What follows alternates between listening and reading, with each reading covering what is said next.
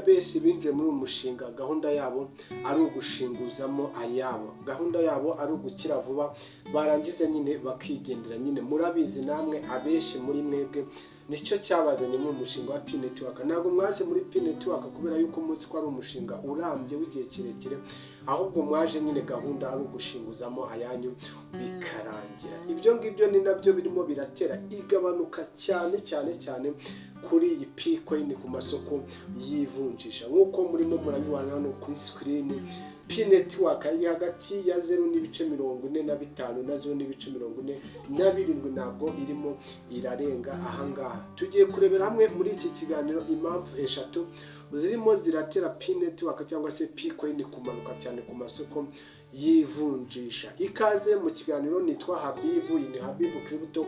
Nizere ko umeze neza. Niba ari bwo bwa mbere umbonye, ntugende udakoze subscribe, ukora like, share na comment kugira ngo tujye tubana mu biganiro byacu bya buri munsi, by'umwihariko twibanda muri cryptocurrency mu gice cya P-Network. Nizere ko nyine umeze neza. Impamvu ya mbere irimo iratera igabanuka rya P-Network, icyambere nuko abapiyoniya benshi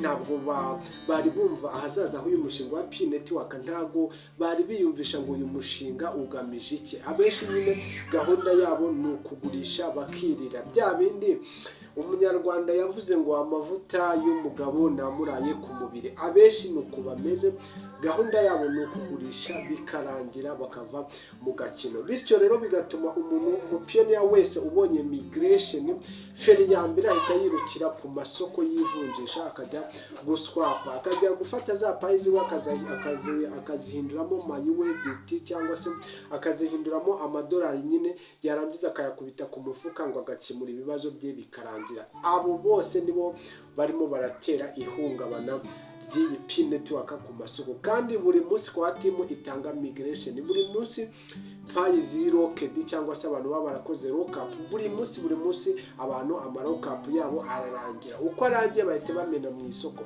Kandi mwibuke P-Network bitewe nuko ifite total supply nini, nta bantu benshi wabona bagura izi payi mu rwego rwo kuzibika. Icyo nicyo cya mbere nababwira kiri gutuma P-Net cyangwa se P-Coin imanuka cyane. Impamvu ya kabiri tujye kurebera hamwe iri gutuma P-Network imanuka cyane ku isoko, nuko kuba timu nayo ibifitemo uruhare kuba timu ifitemo mu kuba P-Network irimo iragwa cyane ni iyihe. Kuba timu itangaza open network ntabwo yigeze itangaza nyirizi nicyo twita listed ya payi. Mu by'ukuri kuba timu ntabwo yashyize umucyo kuri iki kintu twakita kujya ku isoko kwa P-Network, kuko yaravuze ngo yakoze cyangwa se habaye icyo twita open network, ariko inagaragaza nyine ama exchange ngo yizewe ngo yakoze ngo KYB, ariko mu by'ukuri ntiyashimangira ko P-Network yabaye listed. Ibyo rero byatumye abashoramari benshi babandi twita abakire bahorodinga amakoyini bagira ikikango. Mbese muri make bari hagati na hagati, ntibazi ngo ese koko iyi payi ahazaza hayo ni hehe. Niba ubu tuvugana ikiri muri enclose mainnet, ntabwo bizeye neza yuko uyu mushinga nyine ntabwo bari bamenya ngo urerekeza hehe. Kandi mubyibuke nyine impamvu aba bantu naye wabumva, P-Network izakora mu bucuruzi na serivisi. Icyo nicyo cyambe, niyo ntego yayo ya mukuru. Ntabwo intego yayo ya mukuru ari uko icuruzwa ku masoko koranabuhanga nyine ashinzwe kuvunja aya mafaranga.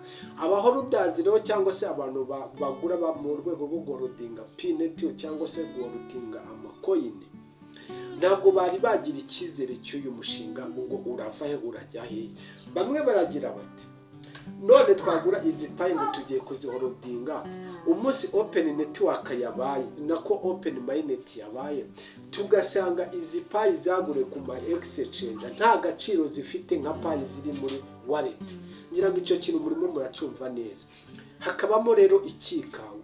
Ikindi mwibuke ko ntabwo ari amakuru mfite 100%, ariko nuko amakuru ahari nuko igihe open mainnet izaba yabaye twatangiye nyine kugura ibicuruzwa dukoresheje P, nuko nta nta wallet iri hanze ya Pi Network izajya yemererwa gukora zino transaction cyangwa se zino transaction tugura ibicuruzwa.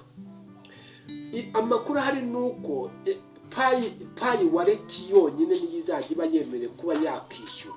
Kandi nawe ubisesenguye, niba ugiye ibicuruzwa tuzajya tubibona tunyuze muri Pi browser, bivuze ngo no kwishyura wallet izajya iba nyine ari wallet iri muri Pi browser nk'uko bisanzwe. Ubwo nyine ni wallet ya Pi Network. Bivuze ko umuntu utaramayininze uyu mushinga, umuntu utarakoze KYC ngo yuzuze ibisabwa abe verified, nta nubwo kuzitabira aya masoko koranabuhanga bizamukundira, kubera yuko wallet yiwe ntabwo izaba yemewe kwakira kuba yakakira Pi. Aba baholders icyo kintu akagitekereza akavuga ati none nagura Pi zanjye nize ngo zizazamuka umunsi wa open mainnet, tugasanga Pi zizemererwa gukora muri serivisi n'ibicuruzwa ari Pi ziri muri wallet nyirizina ya Pi Network, izivuye mu masoko bitazakunda. Kandi aba baholders benshi ukaba usanga n'ubundi bya mining ntabyo bakoze, aho izi Pi ntizizadupfira ubusa. Ibyo bigatuma bikanga, bityo nyine igiciro cya Pi Network kikamanuka cyane, bitewe nuko nyine abagurisha ni benshi ariko abagura ni bakeya ngo babike.